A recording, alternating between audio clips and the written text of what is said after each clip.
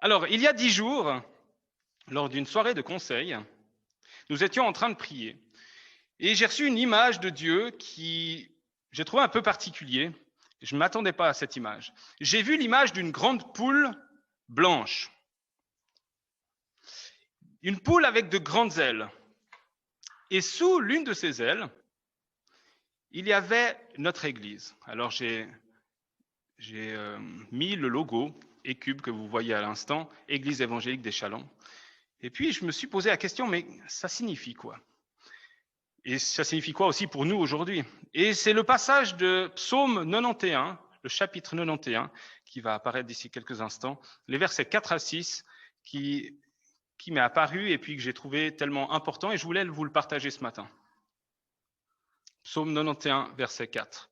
Il te couvrira de ses plumes et tu trouveras un refuge sous ses ailes. Sa fidélité est un bouclier et une cuirasse. Tu ne craindras ni les terreurs de la nuit, ni la flèche qui vole le jour, ni la peste qui marche dans les ténèbres, ni la contagion qui frappe en plein midi. Alors je trouve ce texte juste magnifique, c'est un beau passage, et en plus qu'il est tellement d'actualité.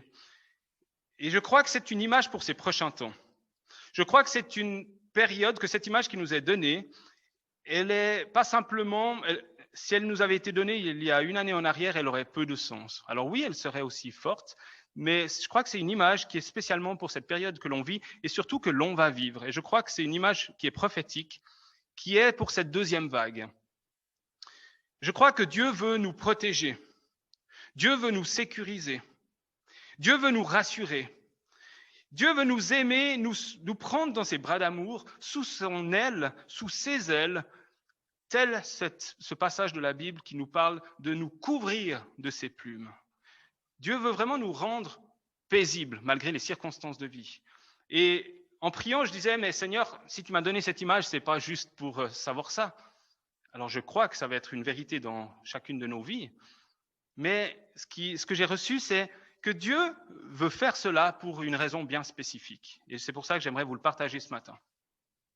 Je crois que Dieu veut que nous soyons en sécurité et dans la paix pour pouvoir aider tous ceux autour de nous qui ne sont pas dans cette paix. Toutes les personnes autour de nous qui ne sont pas remplies de cet amour, qui ne sont pas protégées par Dieu. Je crois que cette prochaine période, nous allons pouvoir mettre des choses en place. Des aides pratiques, nous allons pouvoir prier pour des personnes, nous allons pouvoir écouter des personnes, nous allons pouvoir témoigner de Jésus-Christ à des personnes et beaucoup d'autres choses autour de nous. Et moi, je suis convaincu que Dieu va ouvrir des portes spirituelles que peut-être on ne s'attend pas, peut-être qu'on n'a même pas pensé. Et je disais tout à l'heure, si je devais donner un titre à ce message, alors j'en ai pas donné, mais je vous le dis quand même, ce serait les opportunités que Dieu donne. Je crois que Dieu va ouvrir de belles et grandes opportunités pour beaucoup d'entre nous, pour communiquer cet amour que l'on reçoit. Et pas juste le garder pour soi, mais de le communiquer plus loin. Dans mon bâtiment au mois de mars, alors j'aime bien bouger, je vais essayer de ne pas trop bouger, mais quand même un petit peu. Dans mon bâtiment au mois de mars, nous étions confinés ou semi-confinés pour plusieurs, et puis j'avais mis sur le tableau d'affichage, j'avais mis une feuille que j'étais prêt, volontiers, si je faisais des achats pour les personnes. Et puis, plusieurs semaines ont passé et personne n'a demandé de l'aide pour que j'aille faire leurs achats. Et c'est normal, parce que dans cette période, au mois de mars, en fait, il y avait énormément d'entraide. Il y avait beaucoup de jeunes qui aidaient, il y avait toutes sortes d'associations qui aidaient, et les personnes n'avaient pas forcément plus de besoins, on va dire, dans cette première vague. Mais je crois que dans la période dans laquelle nous allons passer, ou déjà maintenant que nous avons commencé à vivre, l'entraide ou l'aide sera de moins en moins, ou il y en aura, mais peut-être pas autant qu'au début. Et il me semble que ces prochains temps, nous aurons beaucoup plus de possibilités pour côtoyer des personnes qui ont besoin d'aide, pour proposer la prière, pour écouter. J'aime dire qu'on a deux oreilles et qu'une langue, c'est peut-être pour écouter un peu plus que de parler. Alors ce matin, je parle un peu plus que j'écoute, mais mon don, en général, c'est plutôt l'écoute. Je crois que ces prochains temps, nous aurons des possibilités d'être sel et lumière. Là où Dieu nous a placés, dans notre région, dans notre village, dans notre travail, et toutes sortes de possibilités pour briller pour Jésus. Et des fois, on essaye de briller par soi-même, mais finalement, on a juste besoin d'être le reflet de la lumière de Jésus. Et ça procure tellement, et ça fait tellement plus de différence que si on essaye juste par soi-même. Alors ce matin, j'aimerais vous proposer qu'on prenne le psaume 91 en entier. On ne va pas prendre juste ces 4 versets, ou plutôt ces 3 versets, mais j'aimerais vous proposer les 16 versets que je vais vous lire maintenant et qui vont apparaître à l'écran. Psaume 91, verset 1. « Celui qui demeure sous l'abri du Très-Haut repose à l'ombre du Tout-Puissant. Je dis à l'Éternel, mon refuge et ma forteresse, mon Dieu en qui je me confie. Car c'est lui qui te délivre du filet de l'oiseleur, de la peste et de ses ravages. Il te couvrira de ses plumes et tu trouveras un refuge sous ses ailes. Sa fidélité est un bouclier et une cuirasse. Tu ne craindras ni les terreurs de la nuit, ni la flèche qui vole de jour, ni la peste qui marche dans les ténèbres, ni la contagion qui frappe en plein midi. » Verset 7. « Que 1000 tombent à ton côté et 10 000 à ta droite, tu ne seras pas atteint. De tes yeux seulement tu regarderas et tu verras la rétribution des méchants. » Slide suivante. « Car tu es mon refuge, ô Éternel. Tu fais du Très-Haut ta retraite. Aucun malheur ne t'arrivera. Aucun fléau n'approchera de ta tente. Car il ordonnera à ses anges de te garder dans toutes tes voies. Ils te porteront sur les mains, de peur que ton pied ne heurte contre une pierre. Tu marcheras sur le lion et sur l'aspic. Tu fouleras le lionceau et le dragon. Puisqu'il s'attache à moi, je le délivrerai. Je le protégerai puisqu'il connaît mon nom. Il m'invoquera et je lui répondrai. Je serai avec lui dans la détresse. Je le délivrerai et je le glorifierai. Je le rassasierai de longs jours et je lui ferai voir mon salut. » Au verset 1, la slide suivante, il est dit « Celui qui demeure ». Et j'aimerais m'arrêter juste un instant sur ce mot. Verset 1. « Celui qui demeure sous l'abri du Très-Haut ». Le mot « demeure » en hébreu est « achab ». Et « achab » signifie « prendre pour demeure ». C'est un terme qui est très fort, qui dit « prendre possession ». Et un terme qui dit même « prendre une propriété », défendre cette propriété. Et je me pose cette question avec vous ce matin. Est-ce que j'ai envie de demeurer auprès de Dieu ? Voulons-nous demeurer auprès de Dieu ? Voulons-nous prendre pour demeure l'abri du Très-Haut, du Tout-Puissant ? Sommes-nous d'accord de rester ou même de nous positionner sous cette aile de protection ? Là où nous en sommes, dans chacune de nos vies, sommes-nous d'accord de dire à Dieu, je me positionne, je demeure sous l'abri du Très-Haut ? C'est une décision qui est personnelle, qu'on ne peut pas prendre pour quelqu'un d'autre. Et verset 2, « Je dis à l'Éternel mon refuge et ma forteresse », la slide suivante, « Tu es mon refuge et ma forteresse. » Dieu est notre refuge et notre forteresse, notre Dieu en qui nous nous confions.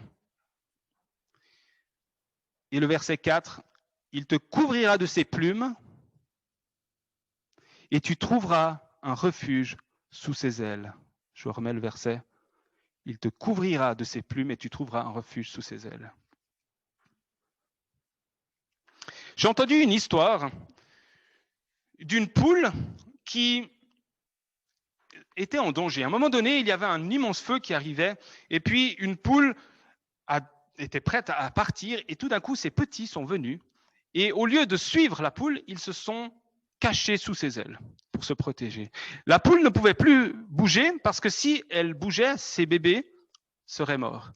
Et puis, dans cette histoire qui m'a été racontée, et c'est quelque chose qui arrive assez, pas régulièrement, mais qui arrive de temps en temps, donc on peut dire que c'est une histoire vraie, la poule n'a pas voulu abandonner, elle s'est couchée sur eux, les a protégés de son mieux sous ses plumes, et le feu a passé.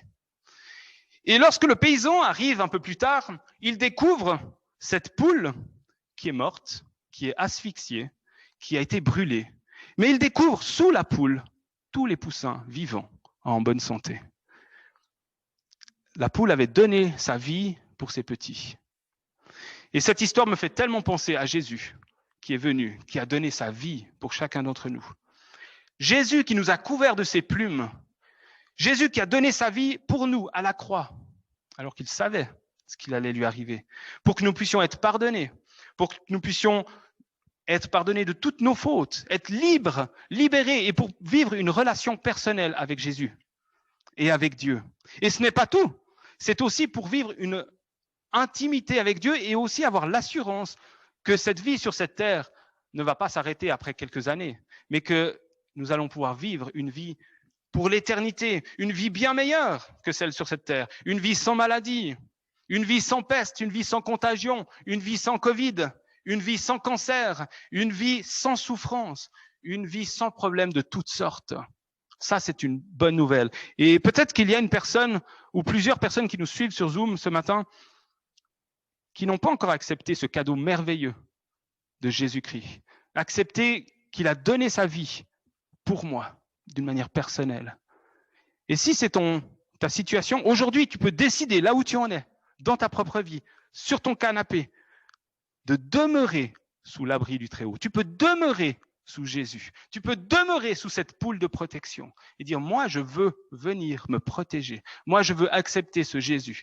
Et tu pourras avoir cette assurance, cette paix dans ton cœur. Dieu nous couvre de ses ailes. Et dans la Bible, les ailes symbolisent souvent la protection que trouvent tous ceux qui recherchent un refuge auprès de Dieu.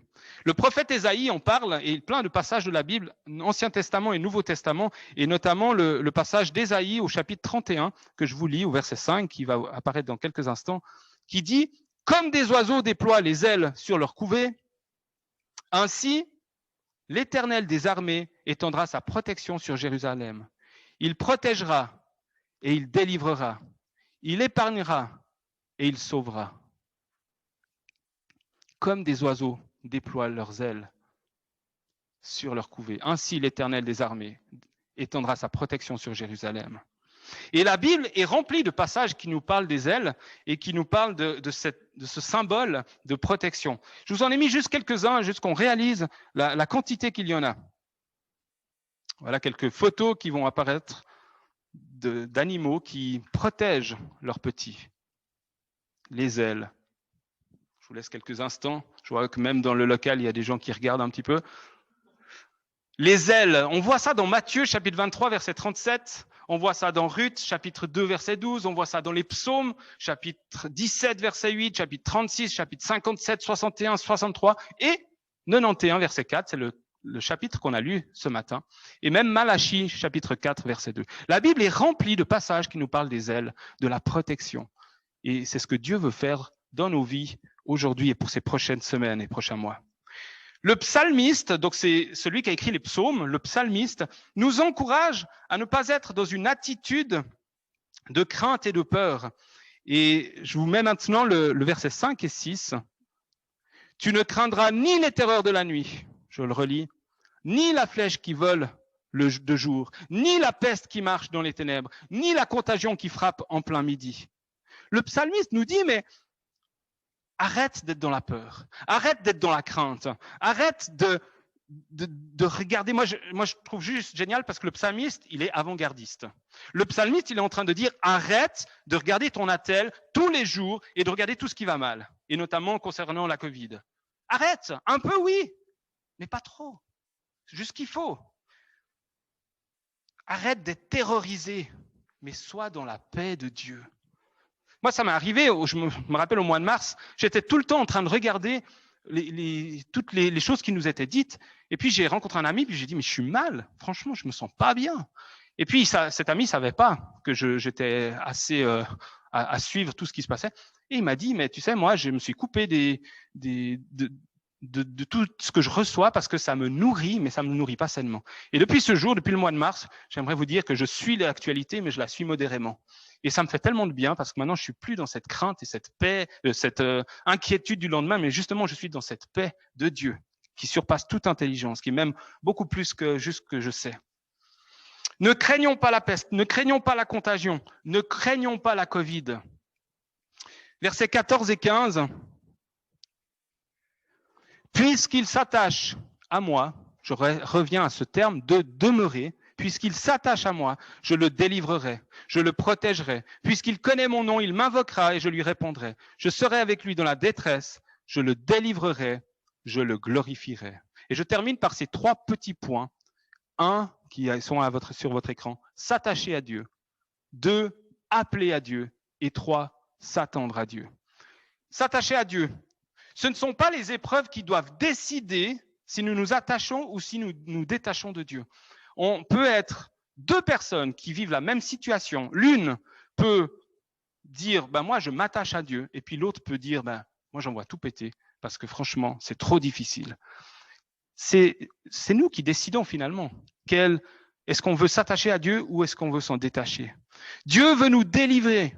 Dieu veut nous protéger sous ses ailes. Mais sommes-nous d'accord de nous attacher? Sommes-nous d'accord de demeurer sous l'abri du Très-Haut, sous ses ailes de protection, malgré nos circonstances de vie? À plusieurs reprises dans notre vie de famille, on s'est posé ces questions légitimes de la maladie, telle situation. On a vécu des choses pas toutes simples. Alors, je suis content que ça va mieux au niveau de la maladie, de la santé, de nos enfants et autres. Mais dans ces moments-là, on a dit, mais Seigneur, on veut demeurer, on veut s'attacher à toi. Et il y a bien des fois où on aurait pu dire, mais j'en vois tout péter. Parce que franchement, c'est trop difficile. Parce que j'ai l'impression qu'il n'y a pas de lendemain. C'est une décision personnelle. Est-ce que je veux demeurer? Est-ce que je veux m'attacher à Dieu? Deuxièmement, appeler à Dieu. Le verset 15, qui est sur votre écran, dit « Il m'invoquera et je lui répondrai. Je serai avec lui dans la détresse, je le délivrerai et je le glorifierai. » Invoquons Dieu, parlons-lui, appelons Dieu et il est dit qu'il nous répondra. Dans nos tempêtes, nous verrons la gloire de Dieu. Dans nos situations difficiles, dans nos détresses, crions à Dieu, car il sera avec nous. Lors du jeûne fédéral, fin septembre passé, nous avions invité Philippe et Meia Cortet. Je vous mets une petite photo. Voilà, ça arrive.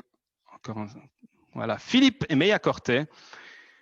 Je leur avais demandé, est-ce que vous pouvez nous parler du jeûne fédéral?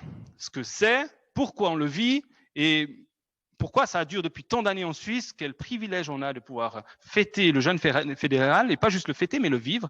Et puis, ils nous ont partagé spécialement sur ce passage de 2 Chroniques 7,14, qui est sur votre écran, qui dit « Si mon peuple, sur qui est invoqué mon nom, s'humilie, prie et cherche ma face, et s'il se détourne de ses mauvaises voies, je l'exaucerai des cieux, je lui pardonnerai son péché et je guérirai son pays. »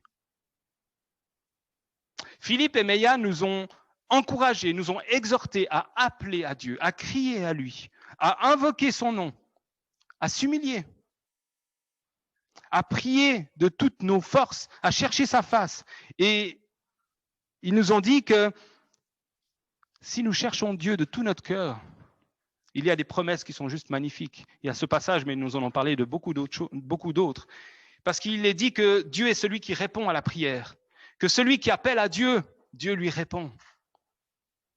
Ils nous ont encouragés à nous détourner de nos mauvaises voies, parce que Dieu qui est fidèle et juste nous pardonnera nos péchés et il guérira notre pays.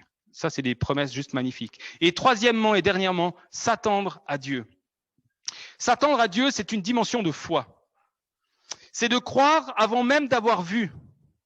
C'est de croire que dans cette période troublée, Dieu va donner des portes, Dieu va ouvrir et nous donner des opportunités pour être des témoins. Dieu va en premier lieu nous prendre sous ses ailes, et peut-être que vous avez besoin déjà maintenant de demeurer sous les ailes de Dieu pour dire, mais moi je veux cette protection, je veux être rempli de la paix de Dieu et non de la crainte, pour pouvoir être témoin, pour pouvoir partager cela plus loin. C'est croire que ces portes, d'une manière naturelle et surnaturelle, vont s'ouvrir.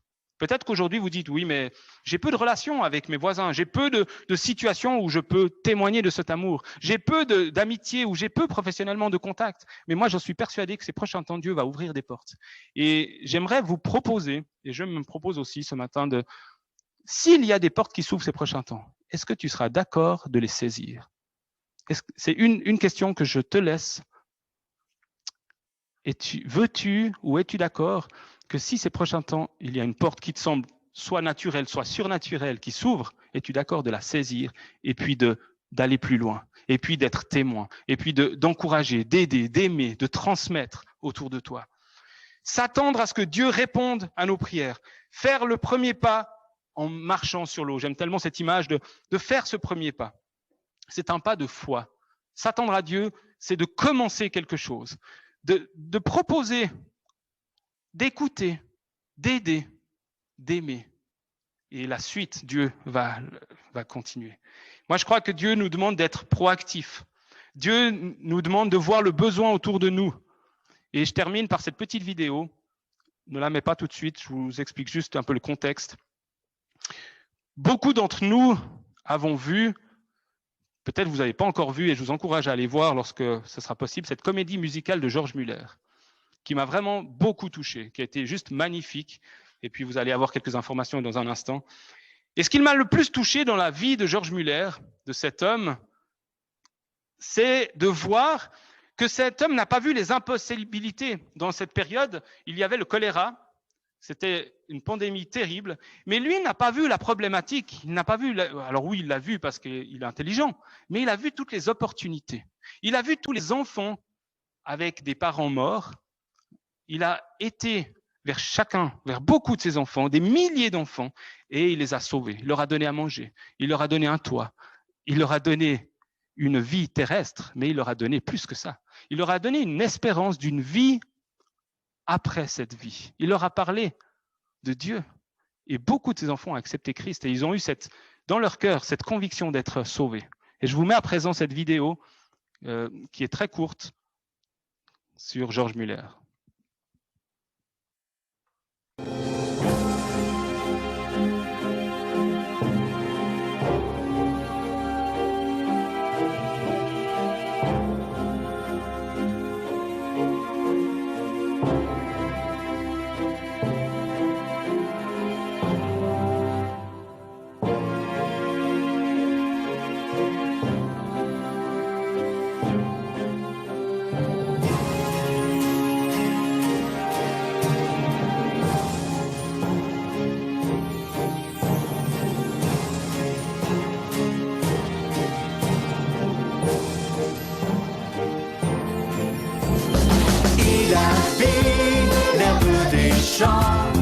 Il rassasie les oiseaux du ciel, nourriture ou vêtements. Il prend soin de ses enfants.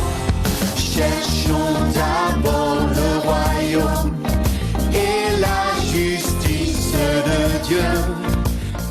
Découvrez ma fabuleuse histoire. 50 000 prières exaucées et recueillies dans ce carnet.